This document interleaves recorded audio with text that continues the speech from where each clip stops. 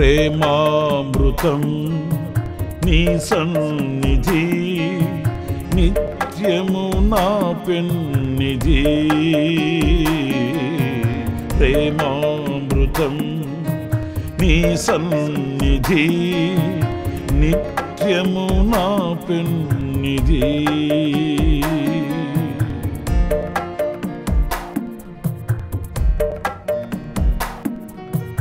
నీ కృప నన్నాదరించేనులే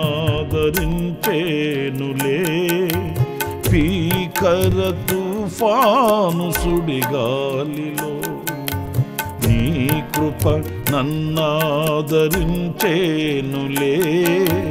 భీకర తుఫాను సుడిగాలిలో కరములు చాపి నన్ను చేరదీసి పరిశుద్ధుడాని బస చేర్చినావు కరములు చాపి నన్ను చేరదీసి పరిశుద్ధుడాని బస చేర్చినావు ప్రేమామృతం నీ సన్నిధి నిత్యము నా పెన్నిధి ప్రేమామృతం నీ సన్నిధి నిత్యము నా పెన్నిధి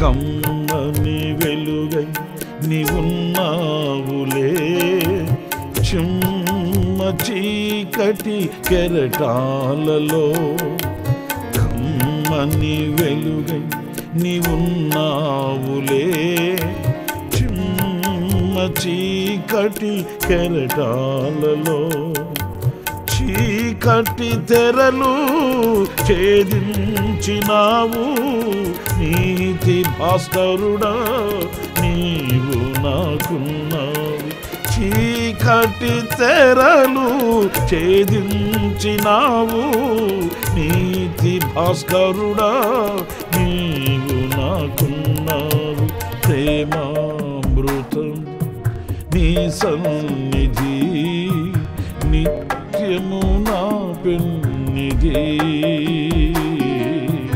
ప్రేమామృతం నీ సన్నిధి నిత్యము నా పెన్నిధి నిత్యము నా పెన్నిధి నిత్యము నా పెన్నిధి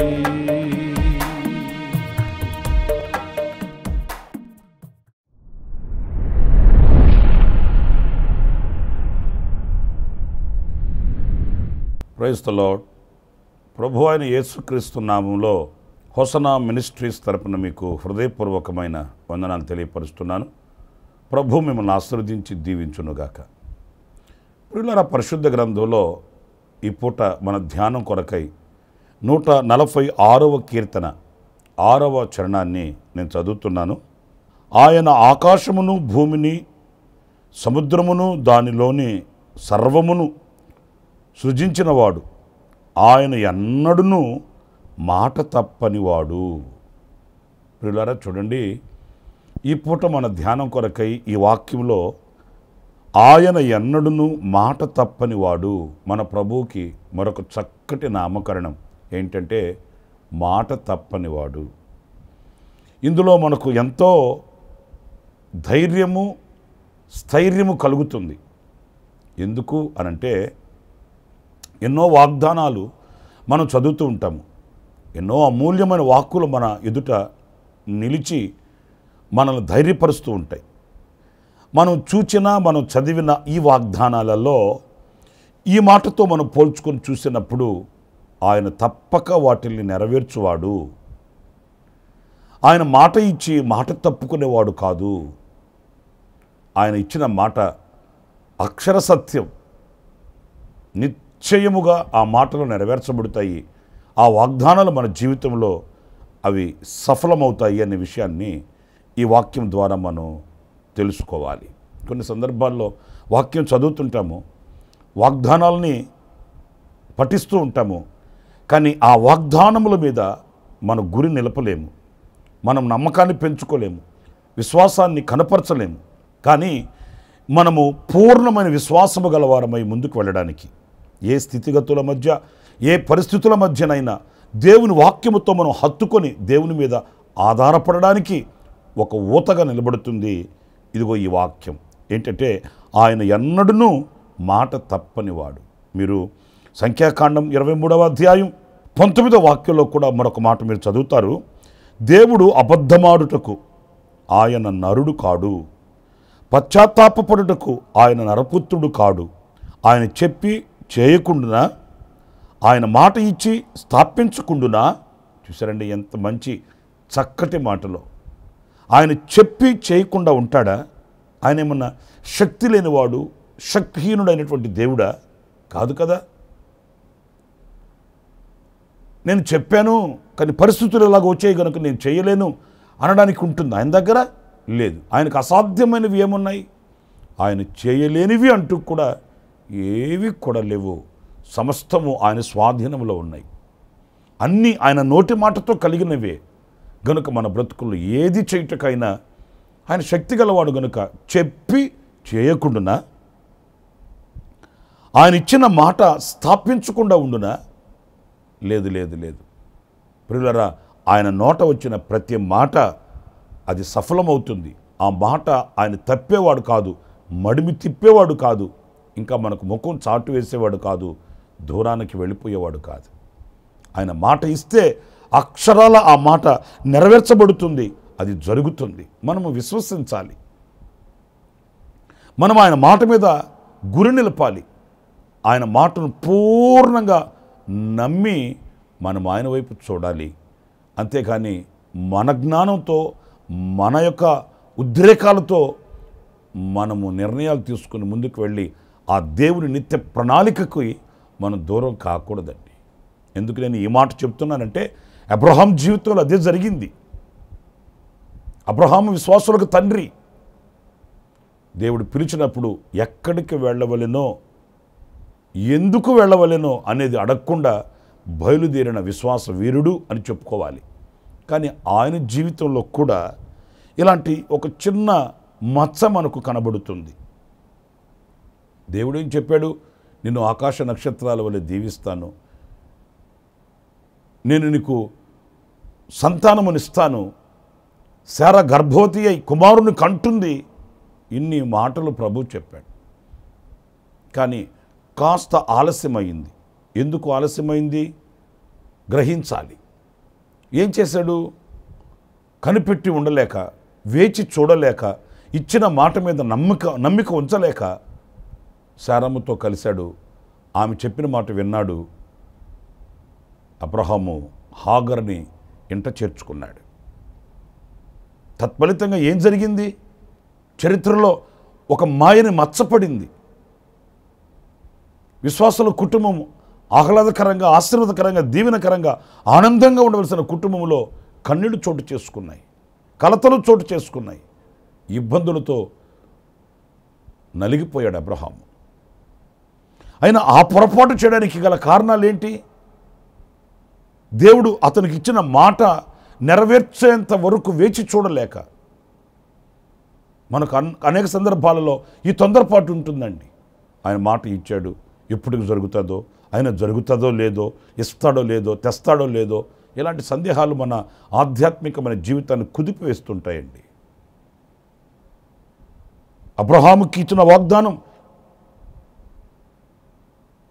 అది నెరవేర్చబడడానికి దేవుడు చూసినటువంటి ఆ శ్రేష్టమైన అనుభవాలు ఏంటి? మీరు చూడండి, ఆదికాండం 21వ అధ్యాయం 1వ వాక్యం 2వ వాక్యంలో మనం చదువుతామండి. యెహోవా తాను చెప్పిన ప్రకారము శారాను దర్శించెను. చూసారండి, తాను చెప్పిన ప్రకారం. ఆయన మాట ఇస్తే మాట తప్పేవాడు కాదు ఆయన.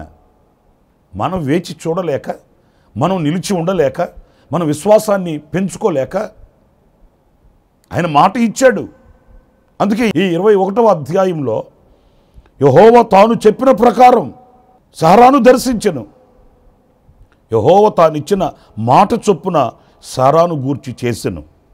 ఎట్లనగా, దేవుడు అబ్రహాముతో చెప్పిన నిర్ణయ కాలములో, చూసారండి ఎంత చక్కటి మాట, అబ్రహాముతో చెప్పిన నిర్ణయ కాలములో శారా గర్భవతి అయి అతని ముసలితనమందు అతనికి కుమారుని కనెను.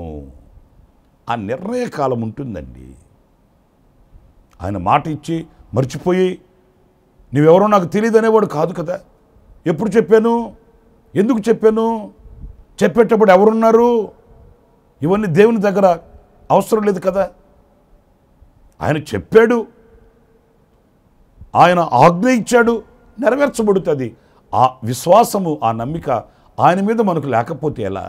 మన హృదయానికి ఒక పాఠంలా ఈ వాక్యంలో మనం గమనించవలసింది, ఆయన చెప్పిన ప్రకారము నిర్ణయ కాలమందు ప్రతిదానికి దేవుడు ఒక నిర్ణయ కాలాన్ని నియమించి ఉంటాడు. అది మనకు ఆశీర్వాదకరం. ఎప్పుడు ఇవ్వాలి, ఎప్పుడు చేయాలి, ఎప్పుడు రావాలి, ఎంత కావాలి, ఏమి ఇవ్వాలి దేవునికి తెలుసండి. ఆకాశ పక్షులు చూడండి, అవి విత్తవు, కోయవు, కొట్లలో కూర్చుకొనవు, కానీ వాటికి ఎప్పుడు ఏం కావాలి, ఎంత కావాలి ఆయన చూస్తున్నాడు కదా, ఆయన చేస్తున్నాడు కదా. మరి మనం వాటికంటే శ్రేష్ఠులము కదా అని వాక్యం అడుగుతుంది మనల్ని.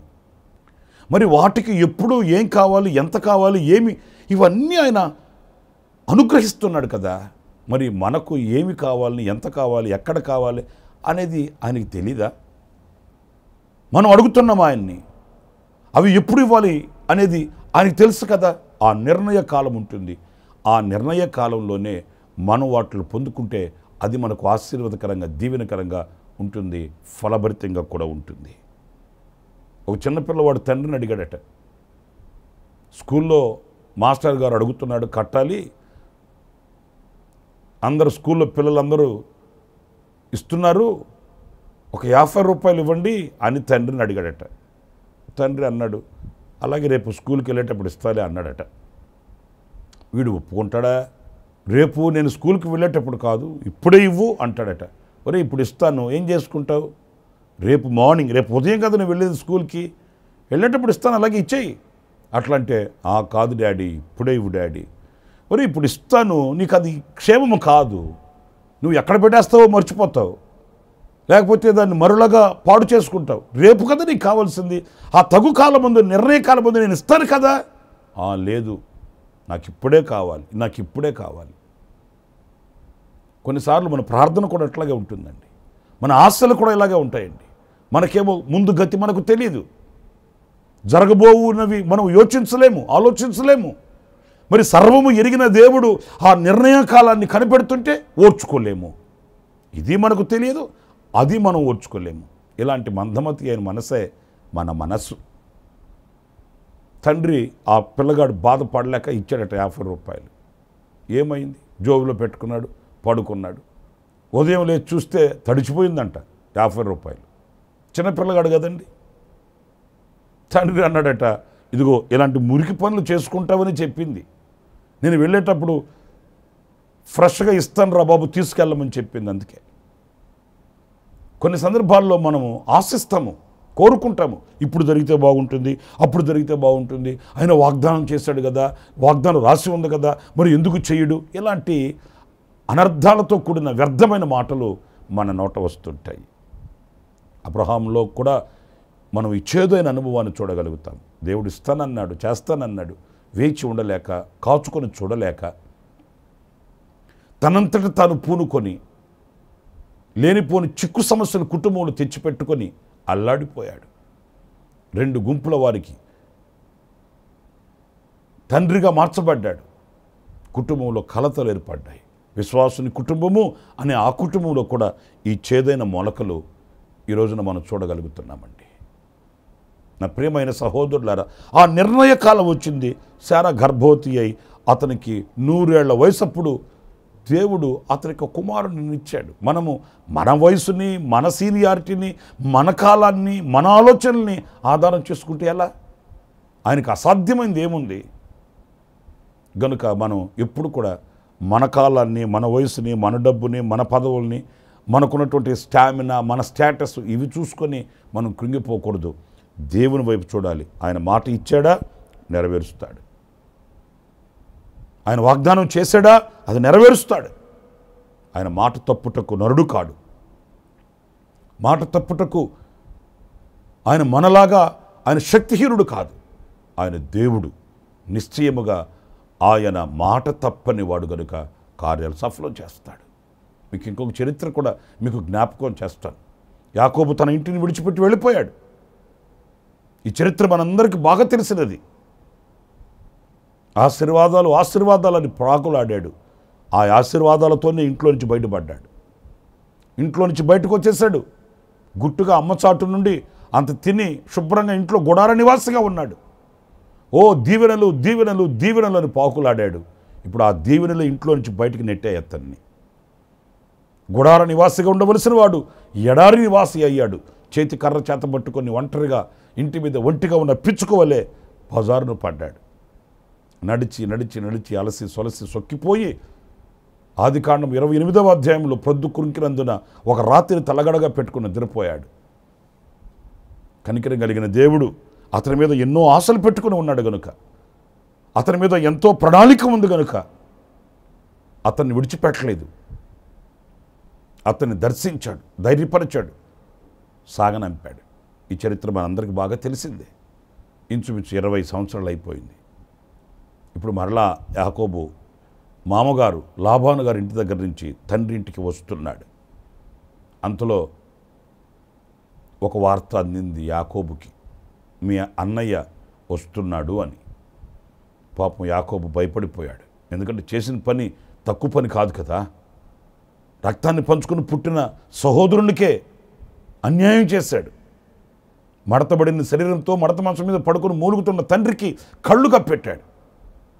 అడ్డదుడ్డాలుగా ప్రవర్తించి ఆశీర్వాదాలు కొట్టేశాడు. మనసులో నుంచి పోతాయా అవన్నీ? హృదయంలో నుంచి పోతాయా?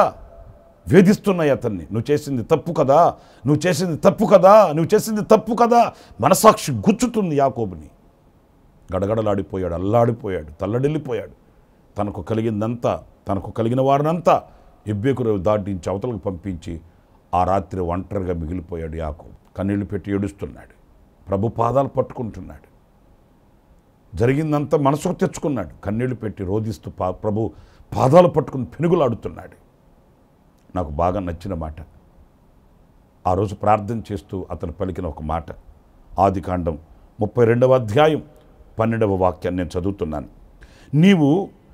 నేను నీకు తోడై నిశ్చయముగా మేలు చేయుచు విస్తారమగుట వలన లెక్కింపలేని సముద్రపు ఇసుక వలె నీ సంతానము విస్తరింప చేయుదునని సెలవిచ్చితివే. చూసారండి, సెలవిచ్చితివే. ఎప్పుడు? ఆ 28వ అధ్యాయంలో, ఇది 32వ అధ్యాయంలో. 28వ అధ్యాయంలో దేవుడు అతనికి వాగ్దానం చేశాడు. నీకు తోడై ఉంటాను, విస్తరింప చేస్తాను, దీవిస్తాను, గొప్ప చేస్తాను, అధైర్యపడద్దు, నేను నీకు తోడుగా ఉన్నాను, ధైర్యంగా ఉండు అని 28వ అధ్యాయంలో అతనితో వాగ్దానం చేస్తే, ఈ 32వ అధ్యాయంలో యాకోబు అంటాడు, నువ్వు చెప్పావు కదయ్యా. యాకోబే మర్చిపోలే, ఇక దేవుడు ఎందుకు మర్చిపోతాడు ఏంటి? ఆయన మాట ఇచ్చి, నేను అప్పుడు ఆయన చాలా సంవత్సరాలు అయిపోయింది, అప్పుడు ఎప్పుడో చెప్పాను, ఇప్పుడు గుర్తుంటుంది ఏంటి అని అనేవాడు కాదు ఆయన. అవునా, ఆ సందర్భంలో ఆ రోజు నా వేళ అట్లాగా అన్నానా, అరే అనేవాడు కాదు కదా. యాకోబు ప్రభు అతనితో చెప్పిన మాటల్ని జ్ఞాపకం చేస్తున్నాడు. నీవు అన్నావే, నీవు సెలవిచ్చితివే. మరి యాకోబుకే మనసులో ఉన్నప్పుడు దేవుని మనసులో ఆ మాట ఉండదా? నేను యాకోబుతో ఇలా చెప్పాను, ఇప్పుడు ఆపదలో ఉన్నాడు యాకోబు నేను విడిపించాలి, తప్పించాలి, రక్షించాలి అని దేవునికి ఉండదా ఏంటి? అందుకే దేవుడు అన్నాడు, నీ పేరేంటి? యాకోబు ఉన్నది ఉన్నట్టుగా ఒప్పుకున్నాడు. మీరు చరిత్రలో మీరు చదువుతారండి. కత్తె పట్టుకుని రావాల్సిన ఏశావు కనికరంతో వచ్చాడు. కన్నెర్ర చేయవలసిన ఏశావు కన్నీళ్లు పెట్టాడు. తన తమ్ముడు భుజముల మీద పడి ఏడ్చాడు. ఓ సమాధాన నిబంధనను అక్కడ చేసుకున్నారు. ఏశావు యాకోబు ఇద్దరు కలిసి సమ్మతితో సమాధానంతో అడుగులు వేశారు. ఎందుకని? దేవుడు చెప్పాడు, నీకు ఏ హాని రానివ్వను, నీ సంతానాన్ని గొప్ప చేస్తాను, నేను నీకు తోడై ఉంటాను. చెప్పినవాడు మాట తప్పుతాడా? చెప్పినవాడు ముఖం చాటేసేస్తాడా? ఆ రోజు చెప్పాను, ఈరోజు పరిస్థితులు మారిపోయినాయి కనుక ఈరోజు చేయడానికి కుదరదు అని ఆయన దాటవేస్తాడా? నీతో చెప్పిన ప్రతి మాట ఆయన మధ్యలో ఉంది. ఆయన చేసిన ప్రతి వాగ్దానం ఆయన గుండెల్లో ఉంది. నిన్ను అర్ధాంతరంగా చేయి విడిచిపెట్టడు. నడివీధిలో నగ్గుబాట్లు చేయడు. ముఖం చాటు వేసుకొని దాటిపోడు. నిశ్చయముగా నా దేవుడు నీ కొరకే నిలబడతాడు. నీ కార్యాలు సఫలం చేస్తాడు. నీ తలపైకి ఎత్తుతాడు. సమాజంలో నిన్ను ఒక ఘనమైన సాక్షిగా, పత్రికగా నిలబెట్టుటకు శక్తిగల దేవుడు ఒకే ఒక్కడు. ఆయన పేరే నజరేయుడైన యేసు. అందుకే ఆయనకి ఏం పేరు? మాట తప్పని వాడు. కన్నీళ్ళు పెట్టి రోదన చేస్తూ విలపిస్తుంది దైవజనుడి ద్వారా ఒక మాట. ఇశ్రాయేలు దేవునితో నువ్వు ఏం చెప్పుకున్నావో అది నెరవేర్చబడుతుందమ్మా. దేవుడు నిన్ను ఆశీర్వదిస్తానన్నాడు. ప్రియులారా, ఆనాటి నుండి మన హృదయంలో ఒక సంతోషాన్ని కలిగించే మాట. ఆనాటి నుండి ఆమె దుఃఖముఖిగా ఉండడం మానేసిందట. ఆశ్చర్యం కదండి. దైవజనుని నోట ఆ మాట వినింది తల్లి అయిన హన్నా. ఇశ్రాయేలు దేవునితో నువ్వు ఏం మొరపెట్టుకున్నావో అది నెరవేర్చబడుతుంది, నీకు దేవుడు ఒక బహుమానాన్ని ఇవ్వబోతున్నాడు అనే మాట విన్నప్పుడు ఆనాటి నుండి ఆమె దుఃఖముఖిగా ఉండడం మానేసిందట. ఎందుకంటే ఆయన మాట ఇచ్చాడు, నెరవేరుస్తాడు. ఆ సంతోషం మనకు ఉండాలండి. ఆ తల్లి గుండెల్లో ఉన్న ఆనందం మన గుండెల్లో కలగాలండి. ఆమె ఎంత నమ్మి విశ్వసించి ఆమె దుఃఖముఖిగా ఉండడం మానేసిందట. జరిగిన తర్వాత కాదు, ఏదో చెప్పాడు ఆయన, చేస్తాడో లేదో చూద్దాం అని కాదు. దేవుని మందిరానికి వెళ్ళాను, వాక్యం నన్ను ఇలా దర్శించింది, చూద్దాము కాదు, నిశ్చయముగా జరుగుతుంది. ఆమె హృదయంలో ఉన్న విశ్వాసం అదే. దేవుడు నన్ను దర్శించాడు, నాతో మాట్లాడాడు, ఆయన మాట ఇస్తే మాట తప్పేవాడు కాదు. ఇక అక్కడి నుంచి ఆమె గుండెల్లో ఉన్న చింత అంతా పోయింది, వేదనంతా పోయింది, దుఃఖమంతా పోయింది. ఆమె హృదయం తేలికైపోయింది, ఆనందంగా సాగి వెళుతుంది. ఏమ్మా ఏంటి చాలా సంతోషంగా ఉన్నావు? ఆ ప్రభు చెప్పాడండి నాకు సంతానం ఇస్తానని. చెప్పాడు, సరే జరగని కాదు, ఆయన చెప్పాడు, అయిపోయింది. ఆయన చెప్తే మాట తప్పడు, చేస్తాడు. ఆ ఆనందాన్ని మనం పొందుకోవాలి. అలాంటి సంతోషాన్ని మనం కలిగి ఉండాలి. అలాంటి నమ్మికను, విశ్వాసాన్ని మనలో అభివృద్ధి చేసుకోవాలి. అలాంటి కృప దేవుడు మనందరికీ అనుగ్రహించునుగాక. తలలు వంచండి, ప్రార్థన చేసుకుందాం. కృపా సత్య సంపూర్ణుడా, జీవాధిపతి అయిన ప్రభువా మీకు వందనాలు. మీరు మాట తప్పని దేవుడు, మీరు చెప్పి వాటిని నెరవేర్చే దేవుడు. భూమి ఆకాశములు గతించిన మీ మాటలు గతించవని లేఖనాల్లో మేము చదువుతున్నాము. అయినా మీరు అబ్రహాం జీవితంలో మాట ఇచ్చి నెరవేర్చారు, యాకోబు జీవితంలో మాట ఇచ్చి నెరవేర్చారు. వారిద్దరి జీవితంలోనే కాదు, మీరు చేసిన ప్రతి వాగ్దానం అవును అన్నట్లుగా, ఆమెన్ అన్నట్లుగా మా ఎదుటి నిలిచి ఉన్నాయి. వాటిని స్వతంత్రించుకొని ఆ నిర్ణయ కాలము కొరకై మేము వేచి చూచే మంచి విశాలమైన హృదయాన్ని మాకు అనుగ్రహించి, నమ్మికను మాలో పుట్టించి, విశ్వాసాన్ని మాలో అభివృద్ధిపరచి మీ నామానికి మహిమ తెచ్చుకోండి. మీరు మాట తప్పని దేవుడు అని మా గుండెల్లో ప్రభువా మేము విశ్వసించి మీ కార్యములో రుచి చుట్టుటకు మాకు కావలసిన ఆధ్యాత్మికమైన విలువలను కూడా మీరు మాకు ప్రసాదించండి.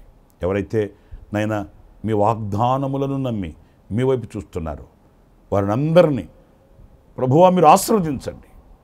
వారి ఉన్నటువంటి ఆపదలలో నుంచి తప్పించండి, వాళ్ళకున్న ఇరుకులలో నుంచి తప్పించండి, వాళ్ళ హృదయ అభిలాషను తీర్చండి, పత్రికలుగా వాడుకోండి. ఈ మాటలు విన్న ప్రతి బిడ్డను దీవించి ఆశీర్వదించమని మమ్మల్ని ఒక్కొక్కరిని మీ చేతులు సమర్పించుకుంటూ యేసు నామములో ప్రార్థించి వేడుకొనుచున్నాను తండ్రి. Amen, amen, amen. ప్రభు మిమ్మల్ని ఆశీర్వదించి దీవించునుగాక. ఈ దినమంతా విశేషమైన కృప నా దేవుడు మీకు అనుగ్రహించునుగాక. ఆమెన్. ప్రతిదినము ఈ అనుదిన కృపాను సందేశముల కొరకు, ఇంకా మరిన్ని ఆత్మ సంబంధమైన సందేశాల కొరకు ఈ మా యూట్యూబ్ ఛానల్ ను సబ్స్క్రైబ్ చేసుకోండి. Pastor Ramesh hosanna ministries.